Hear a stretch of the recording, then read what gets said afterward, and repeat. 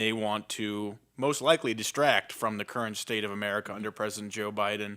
I feel like a good way to intro what we're going to talk about would be this clip that we have Yeah. from Tucker Carlson discussing the January 6th hearings and the dishonesty that kind of went on there. So we'll go ahead and play that for you for some background. Thing is insulting. In fact, it's deranged, and we're not playing along. This is the only hour on an American news channel that will not be carrying their propaganda live. They are lying, and we are not going to help them do it.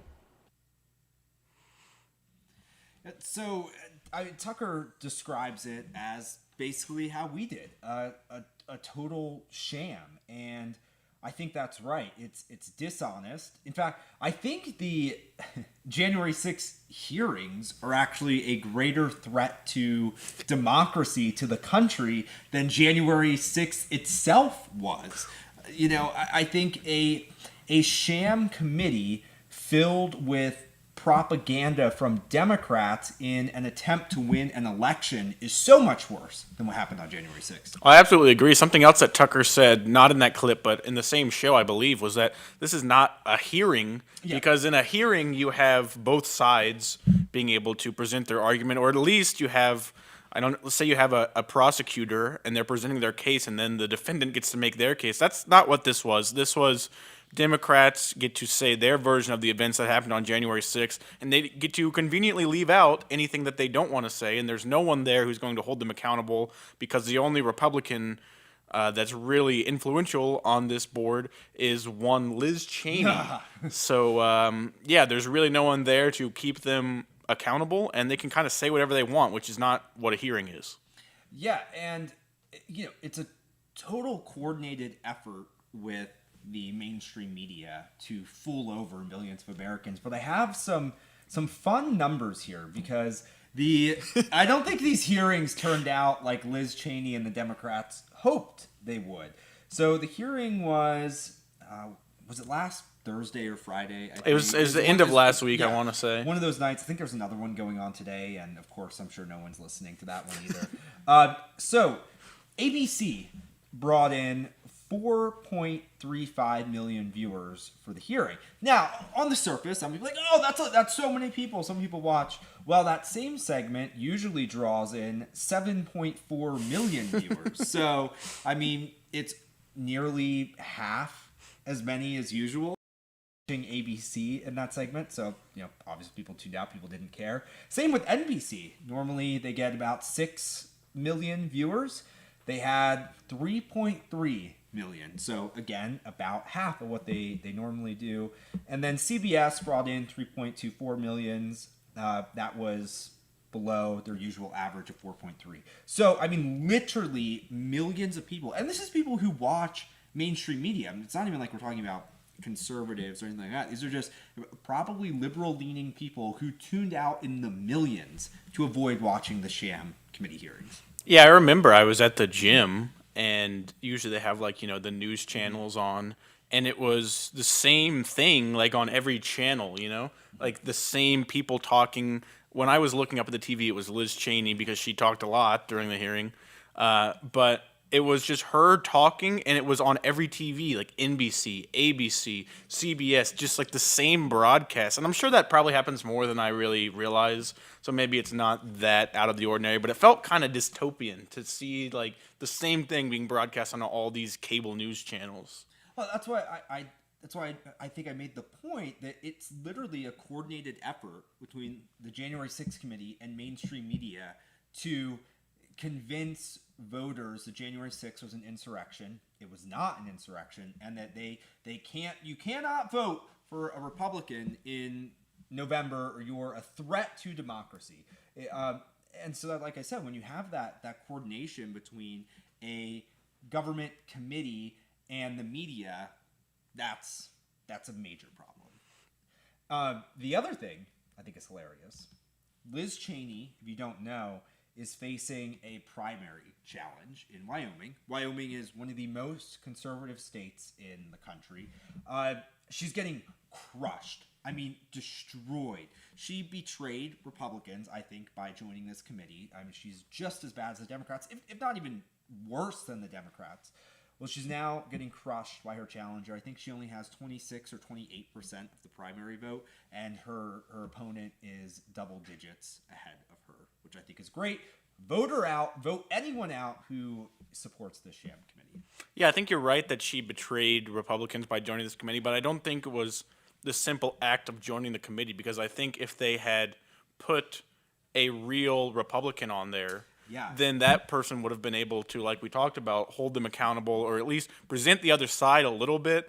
The January 6th committee purposely selected her because they knew she would not stand up to anything they said. She would agree with everything because she really is not a Republican. I mean, I don't know how else to characterize it. She does not have conservative views that she fights for. Her main platform of the last year and a half has just been that she hates Trump. Which is exactly what Biden ran on. So I guess she's taking a page out of his book. But she has nothing of substance to add. She's just there to be a Republican figurehead so that the committee can say that they had a Republican on when that's really not the case. Yeah, and I think a Republican being on there, there's actually a lot of useful questions that could have been answered and things that could have been talked about, like the fact that the only person who died on January 6th in the Capitol was Ashley Babbitt, who was an unarmed Trump supporter. We've seen the video of it. We've looked at a lot of evidence. We can't find any explanation for why she was killed. Again, she was unarmed. The other protesters weren't killed. And then the left, including those on January 6th committee and President Biden himself, has told all these lies that police officers were killed on January 6th. And of course, we're not happy about any police or anything that were injured on January 6th, but it's a total lie to say that police officers died on January 6th when it was only an unarmed Trump supporter who died. And then there's thousands of hours of video footage from that day that no one wants to reveal, no one wants to show to the world what's on that footage. And so I think this could have been a real committee with actual Republicans, I don't know, like Jim Jordan on it, that could have gotten to the bottom of this and totally pulled the rug out from Democrats on this one. So there's a clip, kind of just talking about how January 6th is characterized, that I want to play, and it's some footage from that day, and I want you all to pay close attention to what this guy is saying at the end.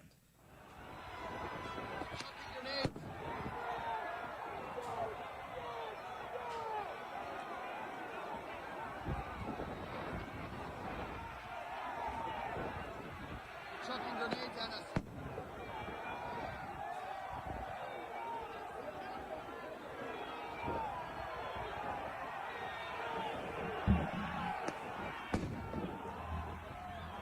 If they'd never thrown the concussion grenades, if they'd never used a pepper spray, this wouldn't have happened. It was a peaceful protest.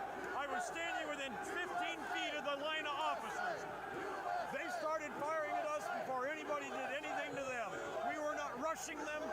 There was no advance on them. They just started throwing concussion grenades and pepper spray.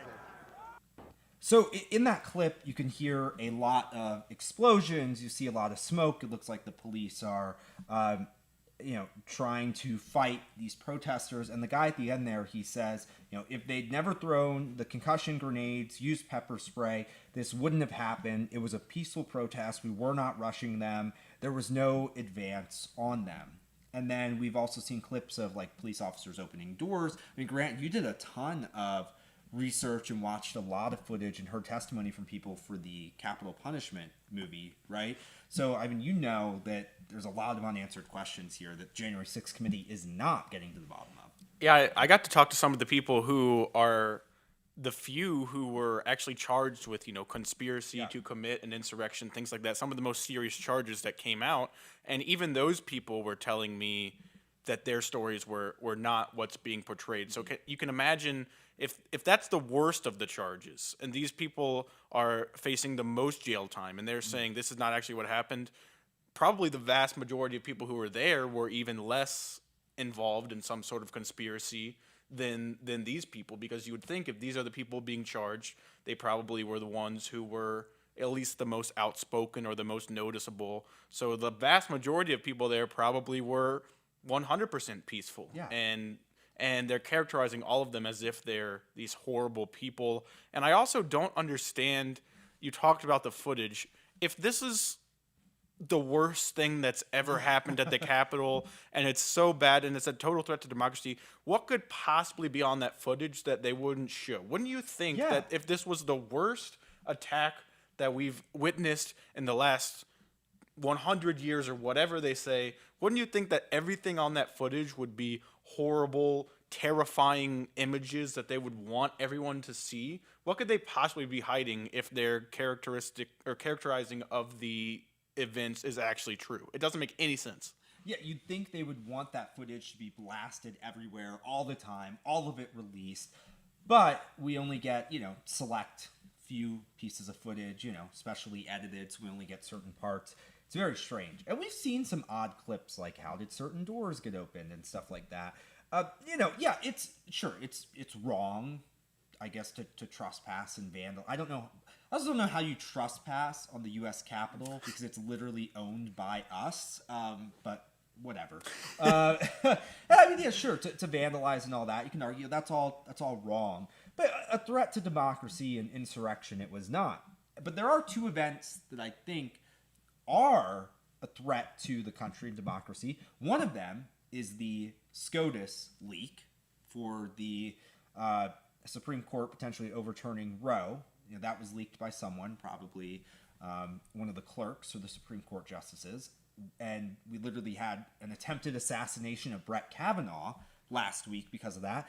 I think that's a pretty massive threat to the country. And then also, we covered this extensively at Western, the riots in 2020 that took place for months and months and months, and cities were burned down, parts of cities were taken over. People forget that at one point last year, the riots were so bad outside the White House that Trump had to be taken to a bunker to be protected.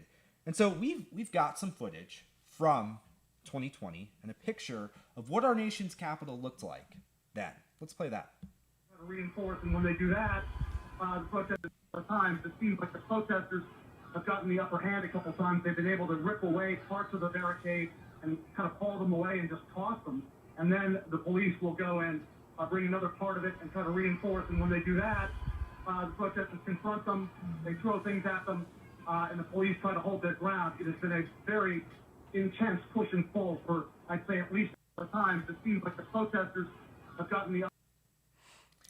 And then I think we have a photo. You have the photo of DC too? Maybe we don't. Well, you can see there. I had literally never seen that footage until crazy? Andy No shared the footage saying, we're talking about the January 6th hearings. Remember when this happened? And I was like, I actually don't remember when that happened because I didn't see any coverage of it. Obviously, there was coverage because it's on CNN there, but it wasn't nearly as robust as the coverage we're seeing of the January 6th incursion, whatever you want to call it, because I don't remember it at all. I don't remember hearing that story. Yeah. Where are the 2020 riot hearings? Where are the hearings from this event? Oh, yeah, there we go. We got the picture ready to put up. Let's put the picture up, and I'll keep talking. That's what the nation's capital looked like back in 2020. It's unreal. There's fires everywhere. And by the way, the 2020 riots did so much more damage, like in numbers, to the country. And it wasn't just Washington, D.C. I mean, it was Portland, it was Seattle, it was Minneapolis. And who encouraged these people to riot? The Democrats encouraged it. Kamala Harris backed a jail fund that let violent criminals out on bail who were involved in these riots and stuff. Like, the Democrats encouraged this kind of behavior. They didn't condemn it. And it went on for months and months and months. And like I said, Trump had to be taken to a bunker over it. That's crazy. And yet we don't see any, 2020 riot hearings. No, it's all in the past. And it was the left that did it. So, And Trump actually had to be taken to a bunker, unlike AOC, who just lied about being in the Capitol. Her office, wasn't she? Yeah, she was in her office, and she was telling some sort of fake story. I remember that all came out. But Trump, he had to be taken to a different location because he was in danger, and we hardly heard about it. Yeah, we did hardly hear about it. And, I think part of the reason I think the January 6th committee timing is really, I think they're doing it on purpose, the timing, for a couple of reasons. One, the assassination attempt of Brett Kavanaugh. I don't think we can underscore just how horrible that is. Like, a Supreme Court justice was almost assassinated because most likely a liberal clerk leaked the decision. It's a huge problem. But let's look at how much the mainstream media cares about covering the assassination attempt of Brett Kavanaugh. I think we have some numbers that we can pull up. Yes, right there. Look how much they covered the assassination attempt of Justice Kavanaugh. None. The January 6th sham committee hearings were just too important. And also, it just so happened that the committee hearing is the night before the terrible inflation data came out. That, inflation is now 4%? I want to say it was 8.6. 8.6%. Yeah. How convenient is that? And then, they can try to push that narrative over the entire weekend. Grant, what did you say you saw gas was today? Oh, yes. I drove by. Now, last week, I believe, it was $5.39. And then it went up at some point during the week to $5.59. And then today I was driving home to get my lunch because I am lucky enough to live close to here, so I don't have to take out a loan to pay for my gas. Yes. And it was $5.69. So we've got a 30-cent increase from the gas prices that were already astronomically high last week. It's now 30 cents higher than that. And I think that's honestly the craziest part to me. Like, obviously the gas prices are high. It's very ridiculous, but the rate at which they keep rising, I feel like each time that they rise, a couple weeks later, we kind of forget where they used to be. It wasn't that long ago that gas prices were, when we were seeing $3.50, we were like, that's ridiculous. Yeah. And now we're seeing $5.50, $5.60, and it's like it's become normalized, which is not what we want to see. Last spring, I think might have been May, I had to drive through California on a road trip. And I remember I have a picture on my phone. I took a picture of the gas prices, and it was like $4.10 a gallon. And I remember thinking to myself at the time, oh, this is insane. I can't believe people live here and pay this. And now we're paying $5.60 a gallon, not in California. It's just crazy how things have changed. But it's just so convenient that they can use this to cover up all of that. But like I said, I don't think Americans are falling for it. It's wild. I think the thing that I'm really focused on about January 6, 2021 is the fact that the price of gas was only $2.24 a gallon on January 6. I sure miss January 6, 2021. I know, that was a great day for gas prices. That's all I have to say. That's about all I remember from that day. Grant, you wrote an interesting story. You wrote this story, right? Did you write the story about the BLM? I don't know if I ended up writing it, but I definitely talked about it. We talked about it in the office for sure. Yeah, it's a really interesting story. Why don't you go over it? Well, it has to do with what we were talking about just a few minutes ago, which is these BLM riots that occurred and how they caused way, way more damage than the January 6th incursion at the Capitol. So I think that it was Jack Del Rio. He's a defensive coordinator for the Washington Commanders, as we are supposed to call them now.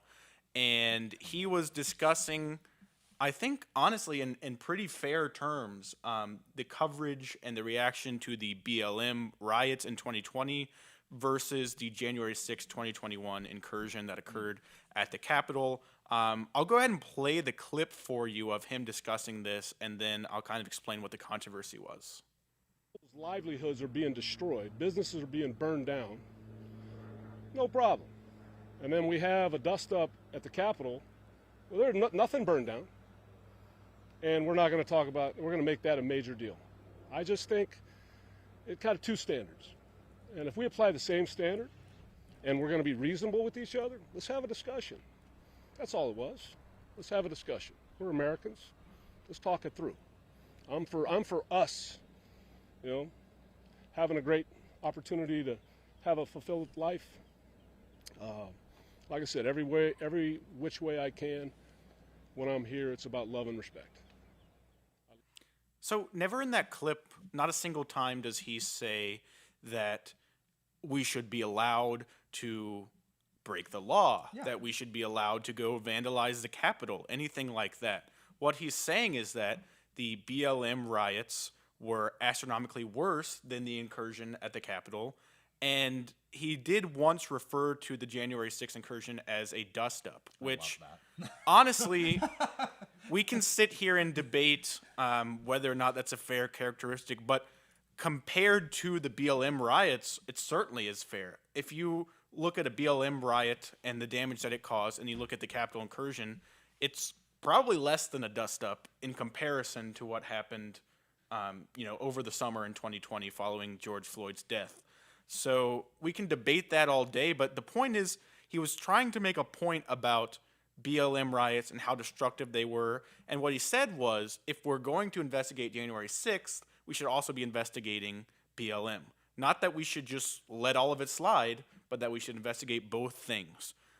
Instead of focusing on that very real point that he was making, I think very logical point that he was making, the left decided to focus on the one time that he referred to January 6th as a dust-up and say that he was now a threat to democracy because he was minimizing what happened that day, calling it a dust-up when it was really a threat to democracy and an insurrection. And so it didn't stop at leftist outrage. It actually made its way all the way up to the head coach of the Washington Commanders, Ron Rivera, who fined Jack Del Rio $100,000 for saying that it was a dust-up. Now, even if you don't agree that it was a dust-up, even if you are deranged and you somehow think that the Capitol incursion was actually worse than the BLM riots, you would be wrong. But even if you believe that, that doesn't take away Jack Del Rio's right to be able to say that. I don't understand. It's not like he was going out there. If he was going out there and saying, we need to overturn the government, we need to have a real insurrection at January 6th, like, okay, that's probably crossing the line. He was just characterizing what he saw happen at the Capitol versus what he saw happen during the summer of 2020, and he was fined for it. You can't even say things. You can't even put your opinions out there anymore. It's incredible to me. It's not like he was saying, this is the official opinion of the Washington Commanders, that we think this about January 6th. I mean, this was him talking. And I would go so far as to argue that, who fined him, the head coach? The head coach I'd fined say him. The head coach is a greater threat to the country, to democracy, than January 6th for fining a guy $100,000 for using his right to free speech. That's a greater threat to democracy than a dust-up on January 6th. He's totally right. It was a dust-up. It lasted, what, a few hours? And yeah, some people trespassed, some things got damaged, there were a few $1,000,000, whatever. It was cleared, it was done.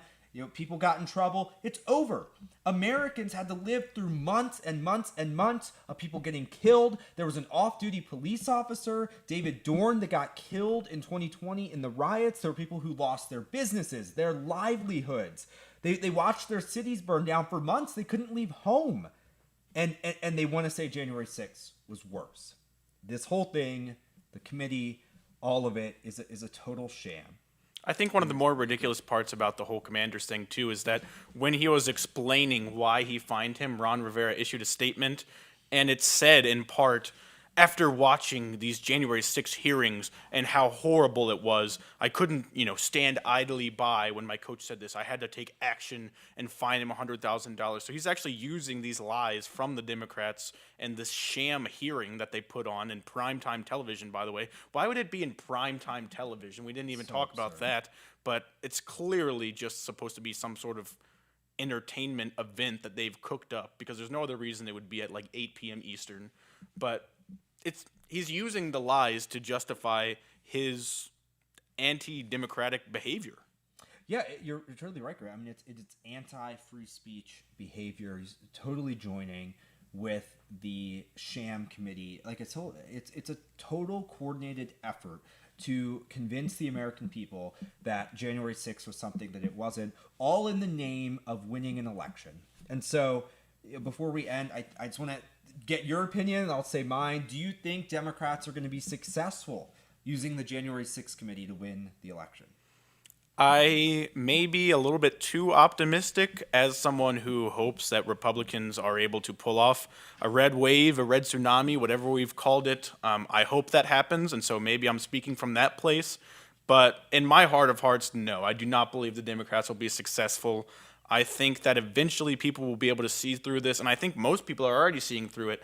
The only people who are watching the January 6th hearings and saying, wow, we totally agree, this is so bad, are the same people who are so far on the left that they were already going to vote Democrat. I do not think that these hearings are swaying anyone who is undecided or who is independent to come over to vote Democrat. I don't think that they're going to do that. The most that they're going to do is rile up their base of the most fervent supporters, which maybe they'll get a few more votes out of that, but I don't think it'll be enough to quell what's coming in the midterms. Yeah, I mean, even if you look at Biden's approval ratings, they're in the mid to high 30s. So, I'd say those people that still approve of Joe Biden, there's not many of them. Those are, you're exactly right, the people who believe this propaganda from the January 6th committee. Those are people whose minds you're not going to change. They literally do not matter. They will never vote Republican no matter what. If January 6th had never happened, they would never vote Republican. You're not swaying them. So I think the committee is going to blow up in their face.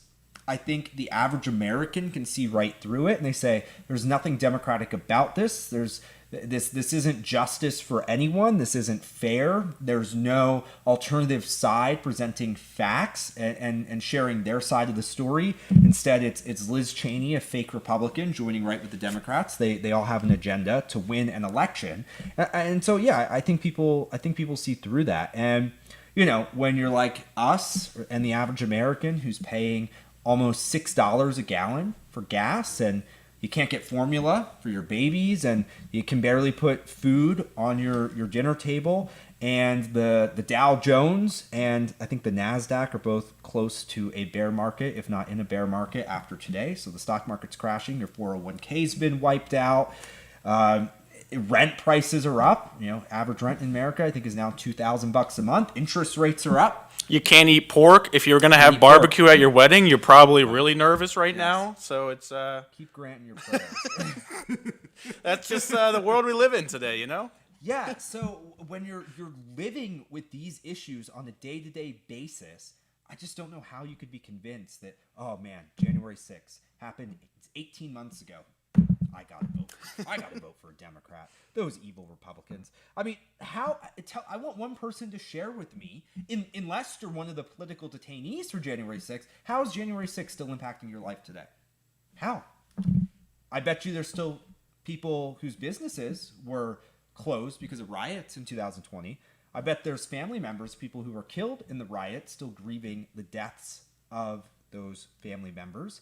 And now we have Joe Biden as president. So I don't see how you could say January 6th is still impacting your life today. I just don't see how it's possible. I think it's going to blow up in their faces, and it's going to be a red wave in November. I absolutely agree. That's what we hope to see here at the Western Journal, and I think if I was predicting what was going to happen, I would predict that as well. Man, but I don't bet. I don't either. Sure. I think we're going to see a red wave in the midterms. That's all I'm going to say about that. I think that's a pretty good place for us to wrap up for the day.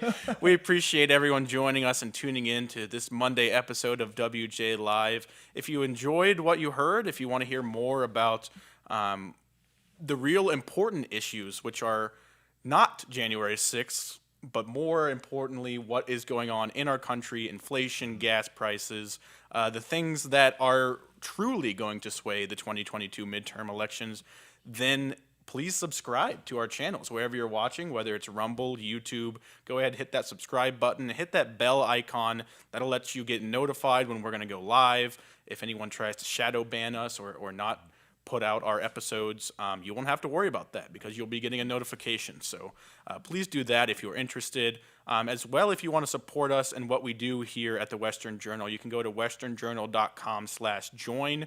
There's a number of options there for you to subscribe and support us, what we're doing, to really bring you the truth. That is our ultimate mission. We're all very passionate about what we do here. And if you want to be a part of that and support us in that, we would greatly appreciate it if you'd be able to subscribe. So please consider doing that if you are led to do so. For Joey Chester, my name is Grant Atkinson. Thank you for joining us, and we will see you back here on Wednesday.